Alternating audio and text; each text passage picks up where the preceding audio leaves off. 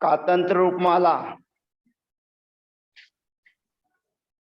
का प्रसंग चल रहा है। हाँ भैया जी। ठीक है भैया। अरुण भाई चल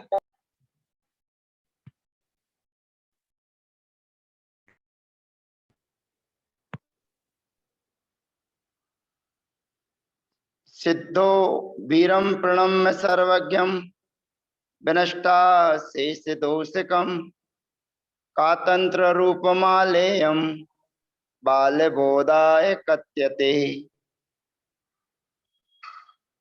यहाँ पर कातंत्र रूपमाला व्याकरण में संज्ञाओं का प्रकरण चल रहा है और संज्ञाओं के प्रकरण के अंतर्गत जो जो संज्ञाएं यहाँ पर निर्धारित की गई हैं उन संज्ञाओं को यहाँ पर बताया जा रहा है कि किस किस वर्ण की कौन कौन सी संज्ञाएं होती हैं।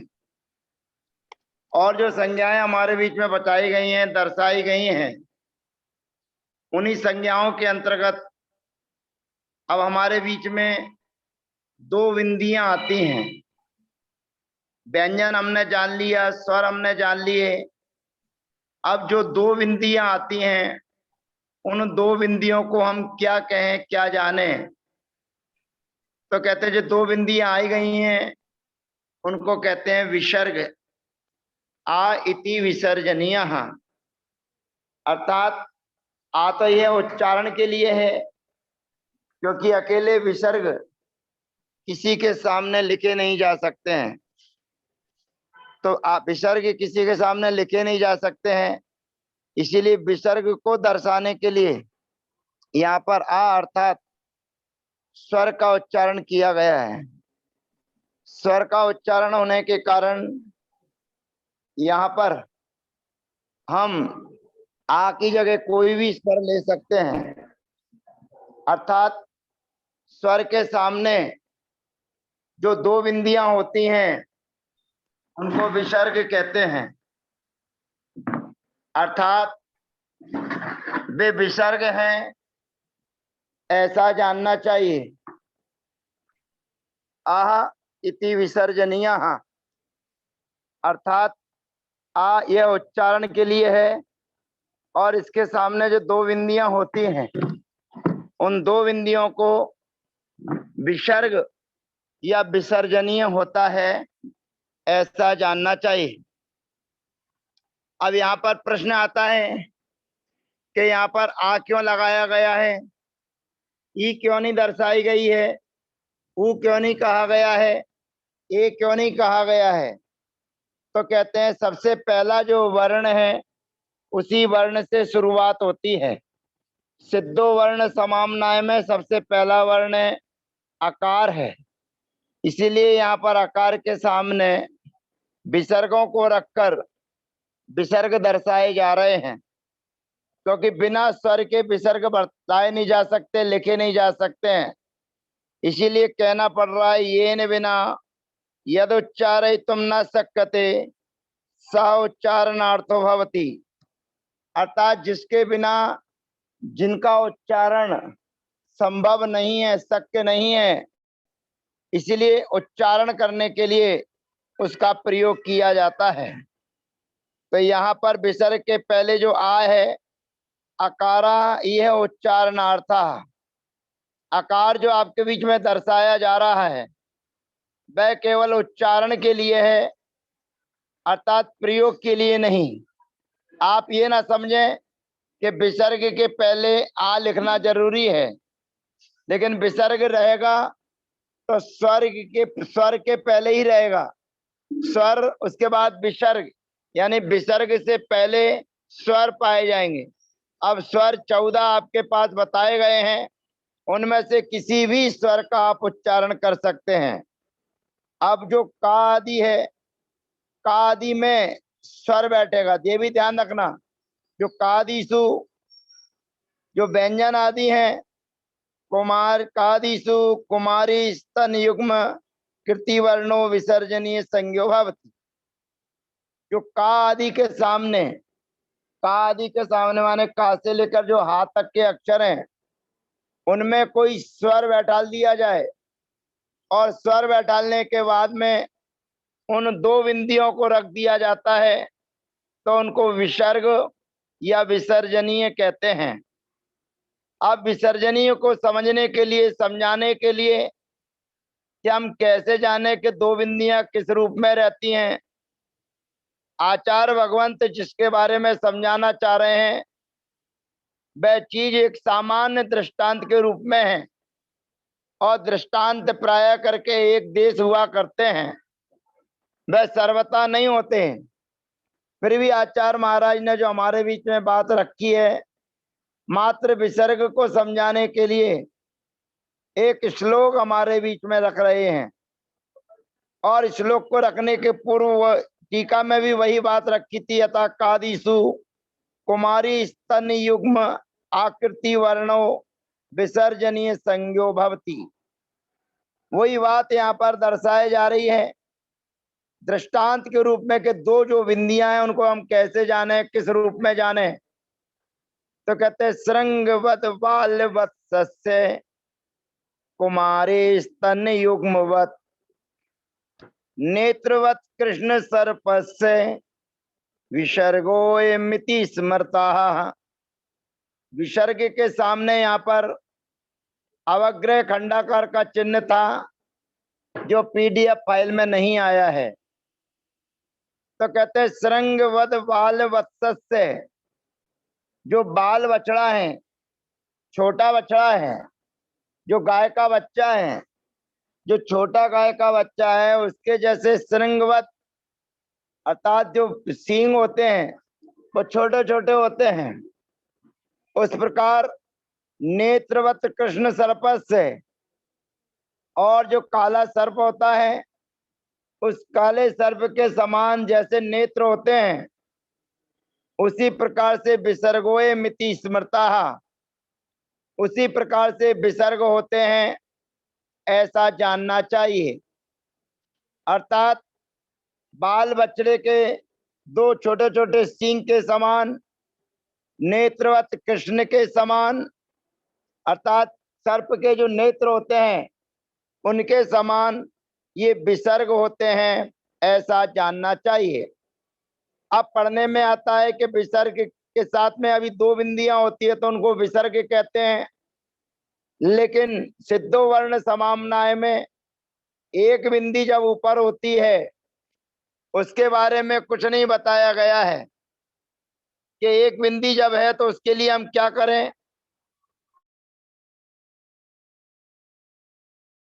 और एक बिंदी के लिए हम क्या करें। तो उसके लिए कहते हैं अमृतनुस्वारा, अर्थात स्वर के ऊपर जो एक बिंदी दर्शाई जाती है उसको अनुस्वार कहते हैं। अमृतनुस्वारा। अब यहाँ पर जो नए सूत्र हमारे बीच में आ रहे हैं, का इति जिह्वा मूलिया, अब ये सूत्र जो हमारे बीच में आ रहे हैं, यद्यपि इन सूत्रों का उपयोग इस कातंत्र व्याकरण में नहीं है और लगभग जैन साहित्य में भी देखने को नहीं मिलता है, परंतु फिर भी यहाँ पर दर्शाया जा रहा है। यहाँ पर सूत्र तो आपको केवल का इति जिह्वा मूलिया ये लिखा हुआ है, लेकिन वास्तविकता ये है कि का के सामने कुछ और वर्ण भी लिखा हुआ है जो कंप्यूटर की लिपि में नहीं होने के कारण नहीं आ पाया है। और यहाँ पर जो रखा हुआ है वो दो विसर्ग जो रहते हैं, अगर आपके पास में कॉपी हो, आप लिख रहे हो तो उसमें बड़े बड़े जीरो को बनाइए, दो आमने सामने ऊपर नीचे दो बिंदियां बनाइए, और दो बिंदियां बनाने पर ऊपर वाले बिंदी को, जीरो को आधा अलग कर दीजिए ऊपर का हिस्सा, और नीचे वाला जो जीरो लिखा हुआ है उसको भी आधा अलग कर दीजिए, नीचे का हिस्सा। अब इसको समझने के लिए यह कि आपने जो डबल जीरो ऊपर नीचे बनाई थी, उसमें से आधा हिस्सा ऊपर का अलग कर दिया, नीचे के आधा हिस्सा नीचे वाला अलग कर दिया। तो पहले आपने दो बिंदियां रखी थी जिसको कहते हैं विसर्ग या विसर्जनीय, परंतु आपने आधा ऊपर से अलग कर दिया, आधा नीचे से अलग कर दिया। इसको बोलते हैं अर्ध विसर्ग, अर्थात आधे विसर्ग के सदृश। तो वह कहाँ आएगा? केवल का के सामने, काक से ही उसका संबंध है। तो का इति जिह्वा मूलिया, इस पुस्तक में इस सूत्र में नहीं लिखा हुआ, ये देखो दर्शाने की कोशिश की गई है, आपके बीच में वो चिन्ह लेकर आए हैं।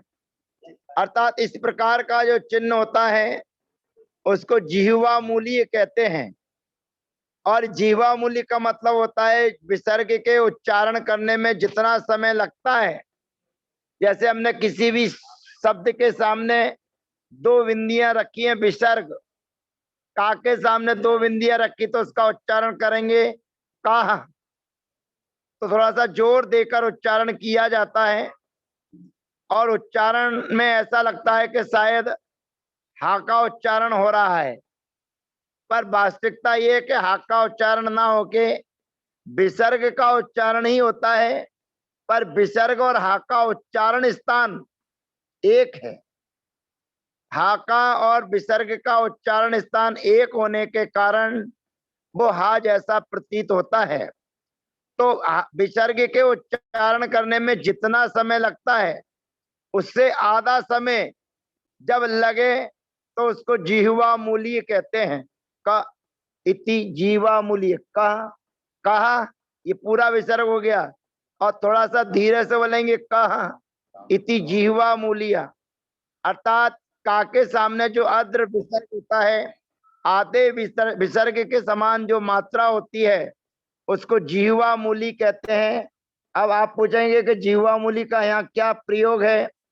तो जैन साहित्य में इस अर्ध सदृश विसर्ग का प्रयोग नहीं हुआ है और ना ही इस व्याकरण में आपको कहीं देखने के लिए मिलेगा।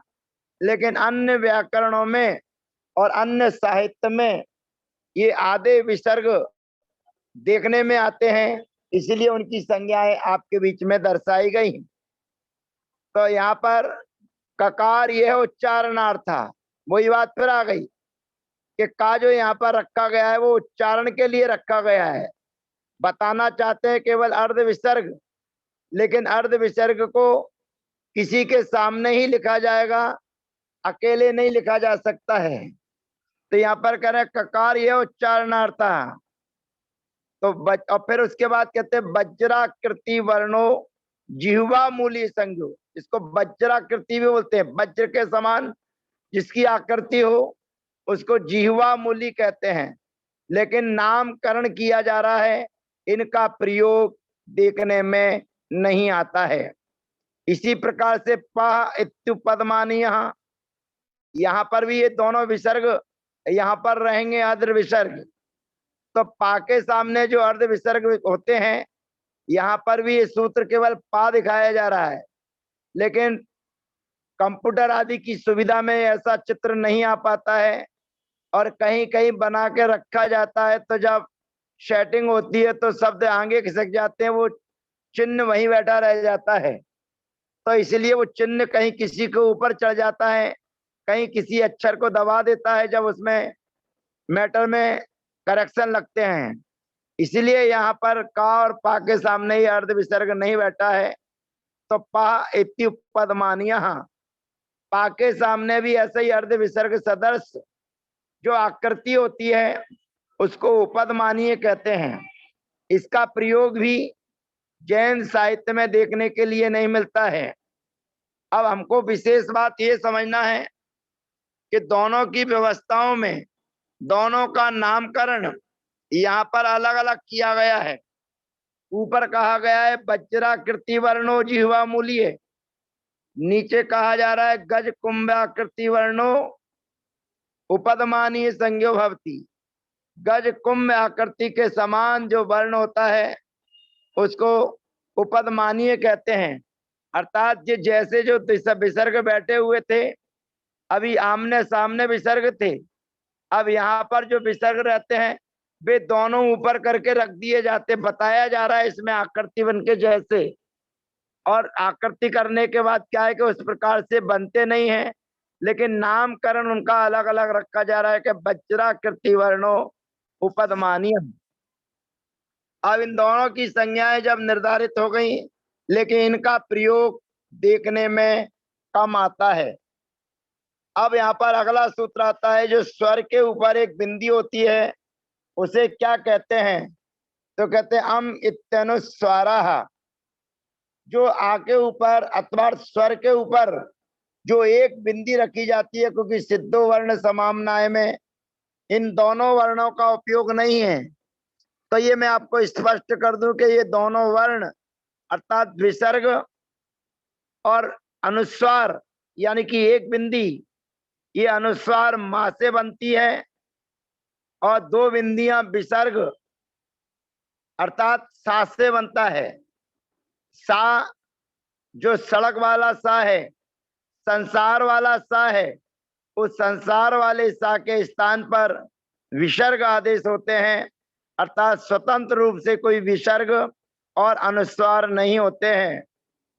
तो इस प्रकार यहाँ पर अम इत्यनुस्वार अर्थात स्वर के ऊपर जो एक बिंदी रखी जाती है उसको अनुस्वार कहते हैं। यहाँ पर भी अकारा यह उच्चारणार्थ है। यहाँ पर भी जो अकार है वो केवल उच्चारण के लिए है, क्योंकि अकेली बिंदी का उच्चारण नहीं किया जा सकता है। तो यहाँ पर जो अकार है वो उच्चारण के लिए है। बिंदु मात्र वर्णो अनुस्वार संज्ञो भवति। बिंदु मात्र जो वर्ण होता है उसकी अनुस्वार संज्ञा होती है, उसको अनुस्वार कहते हैं। अब यहाँ पर एक संज्ञा प्रकरण का कार्य पूरा हो गया।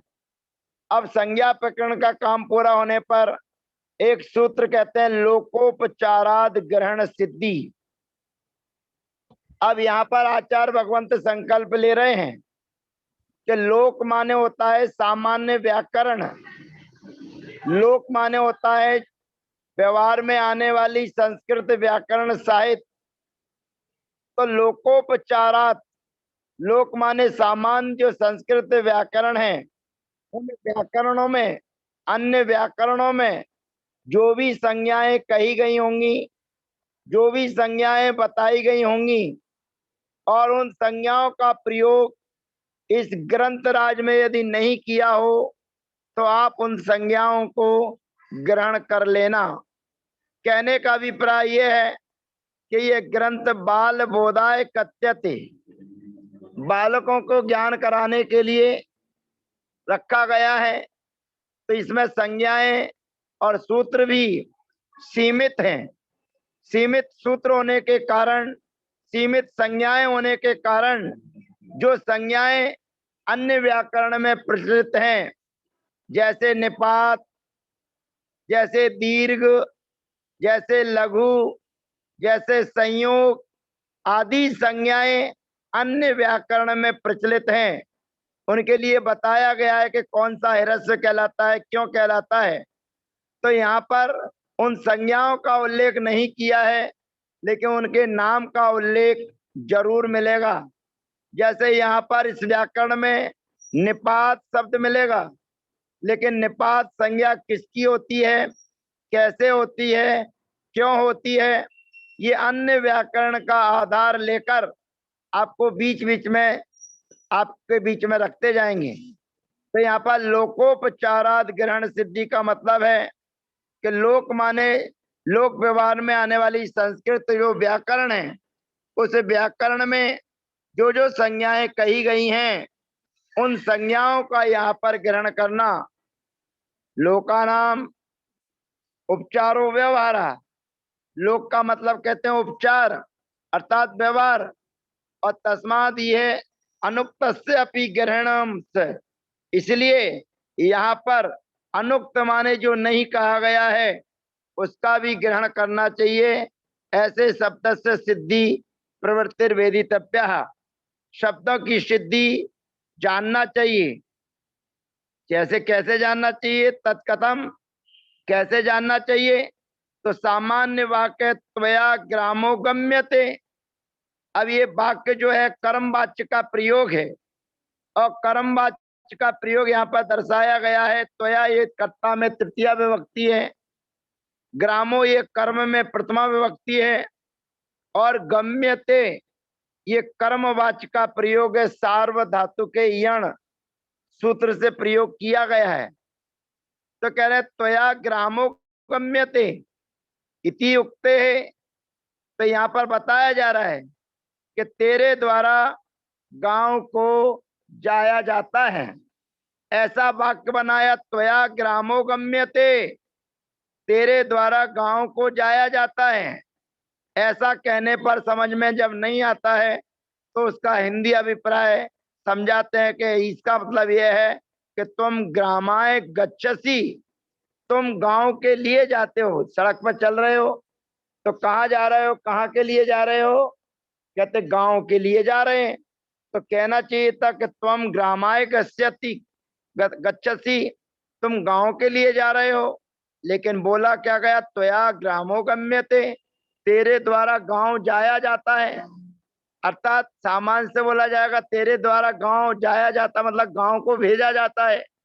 तो गांव को तो भेजा नहीं जा सकता है, गांव जहां है वहीं रहता है, लेकिन बोला यह जा रहा है कि त्वया ग्रामो गम्यते, तो उसका मतलब यह है कि तेरे द्वारा तुम गांव के लिए जाते हो। तो ये बोलचाल की भाषा है, लोकोपचारात ग्रहण सिद्धि। इसी प्रकार से जो जो बीच बीच में संज्ञाएं आएंगी, बोलचाल की भाषाएं आएंगी, उन बोलचाल की भाषाओं को इस व्याकरण में सूत्रों के मध्य नहीं दर्शाया गया हो तो आपको अन्य व्याकरण का सहारा लेकर, अन्य व्याकरण का अवलंबन लेकर उसको समझ लेना चाहिए।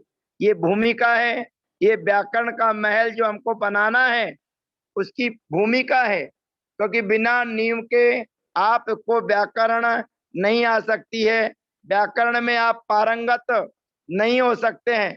तो व्याकरण में जो पारंगतता आपको प्राप्त करनी है, उसको प्राप्त करने के लिए इन संज्ञाओं को आप अच्छे से कंठस्थ कर लें। आज तक जो संज्ञाएं हमारे बीच में आई हैं, उन संज्ञाओं को मैं एक बार पुनः आपके बीच में दोहरा रहा हूं, ताकि आपको उन संज्ञाओं का बोध हो जाए। और कल से जो संधि प्रकरण चलेगी, उन संधि प्रकरण के अंतर्गत आपको सारी संज्ञाओं के साथ खुल मैदान में उतरना है। जहां पर युद्ध करने के लिए जाते हैं, तो युद्ध करने के लिए जाने वाले हमारे सैनिक भाई अपने हथियार, अपनी बंदूकें, उनमें गोलियां पूरी तैयारी के साथ में जाते हैं। तो ऐसे ही हमको आगे व्याकरण सीखना है। तो जो जो संज्ञाएं हमें बताई गई हैं, उन संज्ञाओं के साथ फुल तैयारी के साथ हमको होना है। जैसे सबसे पहला सूत्र आया था, सिद्धो वर्ण समामनाया, अर्थात वर्ण जो हैं वो हमारे बीच में अनादिकाल से सिद्ध हैं, किसी के द्वारा कहे नहीं गए हैं, किसी के द्वारा बनाए नहीं गए हैं, और वो वर्ण होते हैं 47, 47। ये सबसे पहला सूत्र, सिद्धो वर्ण समामनाया। इन 47 वर्णों के माध्यम से ही पूरी व्याकरण की संरचना हो जाएगी। फिर दूसरे नंबर पर सूत्र आता है, तत्र चतुर्दशादौ स्वरा, अर्थात जो 47 वर्ण बताए गए हैं उनमें प्रारंभ के जो 14 वर्ण होते हैं उनको स्वर कहते हैं, स्वर जानना चाहिए। फिर 14 में प्रारंभ के जो 10 होते हैं, 10 समानः, वे 10 समान संज्ञक होते हैं, ऐसा जानना चाहिए। फिर 10 के बाद में आगे का सूत्र आता है कि तेसाम द्वौ द्वावन्योन्यस्य सवर्णौ, जिनकी समान संज्ञा की गई है, उन समान संज्ञा करने वालों वर्णों में दो दो की, अर्थात आ और आ की, ई और ई की, ऊ और ऊ की, रिरी और रिरी की, लिरी और लिरी की परस्पर में सवर्ण संज्ञा होती है। अब यहाँ पर किसी ने प्रश्न करेंगे कि तेसाम पद का ग्रहण क्यों किया, कहते हैं 2 प्रकार ह्रस्व की सवर्णता और 2 प्रकार दीर्घ की सवर्णता को जताने के लिए सूत्र में तेसाम पद का प्रयोग किया गया है। अर्थात वह सवर्णता 4 प्रकार की होती है। 4 प्रकार का मतलब है दो वर्ण हैं आ और आ। इनको आप क्रम से अपनी कॉपी पर लिखेंगे तो सबसे पहले आएगा अ और आ, तो फिर उल्टा करके लिखेंगे तो आ और आ, 2 हो गए। तीसरे वाक्य में छोटे आ के बाद में छोटा आ लिखेंगे आ और अ।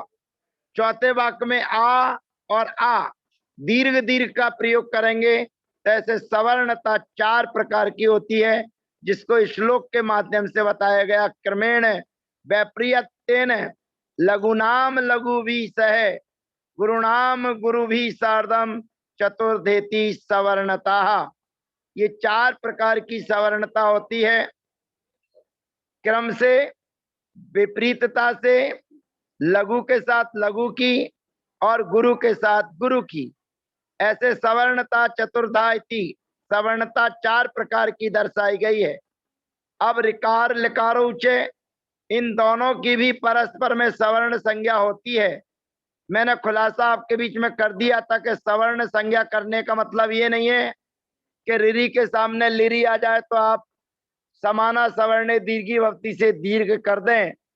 ये उच्चारण स्थान दोनों का अलग अलग है और इस सवर्ण संज्ञा करने का फल अन्य व्याकरण में एक सूत्र आता है उरण रपराह, तो वहां पर इस सूत्र से इसकी सिद्धि हो जाती है, इसलिए सवर्ण संज्ञा की सार्थकता रहती है। अब यहाँ पर जो 10 समान संज्ञा हमने किए थे, उनमें से पहले पहले के जो वर्ण होते हैं उनको पूर्वो ह्रस्व, उनको ह्रस्व कहते हैं, और बाद के जो अक्षर होते हैं उनको परो दीर्घ, अर्थात वे दीर्घ कहलाते हैं। अब 14 स्वर जो बताए थे, उन 14 स्वरों में जो प्रारंभ के 2 अक्षर हैं आ और आ, उनको छोड़कर शेष जो 12 वर्ण होते हैं उनको स्वरो वर्ण वर्जो नामी, अर्थात 12 अक्षरों को वर्ण कहते हैं, नामी संज्ञा कहते हैं, और जो आ और आ है उनको अनामी कहते हैं। अब एकारादीनी संध्यक्षराणी जो ए आई ओ औ हैं उनको संध्यक्षर कहते हैं। उन संध्यक्षरों में कोई छोटा और बड़ा नहीं है, सभी दीर्घ कहलाते हैं। ये बात को बताने के लिए नित्यम संध्यक्षराणी दीर्घाणी, अर्थात ये वर्ण जो हैं वो हमेशा दीर्घ ही होते हैं, ऐसा जानना चाहिए। तो यहाँ तक 10 सूत्र तक स्वर की व्यवस्था हो गई, संज्ञाओं की व्यवस्था हो गई। अब का से लेकर जो हाथ तक के वर्ण होते हैं उनको का दीनी व्यंजनानी, अर्थात का से लेकर जो हाथ तक के वर्ण हैं उनको व्यंजन कहते हैं। और व्यंजनों में 5 वर्ग होते हैं, कवर्ग, चवर्ग, टवर्ग, तवर्ग, पवर्ग, और एक एक वर्ग में 5-5 अक्षर होते हैं, 5-5 वर्ण होते हैं। तो ते वर्गा पंच पंच पंच। इस सूत्र का उच्चारण करते समय ध्यान रखना है, ते वर्गा पंच पंच पंच ऐसे नहीं बोलना है, ते वर्गा पंच। अब रुक जाइए, विश्राम कर लीजिए, फिर बाद में बोलिए पंच पंच। तो इस प्रकार से वर्ग 5 होते हैं और एक एक वर्ग में 5-5 भेद होते हैं, ऐसा जानना। अब वर्ग में 5-5 भेद होते हैं, तो उनमें पहला और दूसरा जो होता है, वर्गाणाम प्रथम द्वितीय सा सा सा चा घोषा, वर्गों का पहला दूसरा अक्षर और तीनों प्रकार के जो सा हैं उनको अघोष कहते हैं, यानी कि 13 अघोष कहलाते हैं। शेष जो वर्ण है वो घोष बंतोन्य, अर्थात 20 वर्णों को घोष वर्ण कहते हैं। वर्ग का जो 5वां अक्षर होता है उसको अनुनासिका या ना ना महा, वर्ग के 5वें अक्षर को अनुनासिक कहते हैं, अर्थात वो मुख सहित नासिका के द्वारा जिनका उच्चारण होता है, इसलिए उनको अनुनासिक कहते हैं। और जो या रा ला वा ये 4 वर्ण हैं, उन 4 वर्णों को अंतस्तः यारा लावा कहते हैं और अंतिम जो 4 हैं उनको ऊष्माण सा सा सा हा कहते हैं। बस यहाँ तक मुख्य संज्ञाएं हैं। और का विसर्ग जो होते हैं, आ के सामने जो 2 बिंदियां होती हैं उन्हें विसर्ग कहते हैं और आ के ऊपर यानी कि सर के ऊपर जो एक बिंदी होती है उसे अनुस्वार कहते हैं। इत्यनुस्वारा।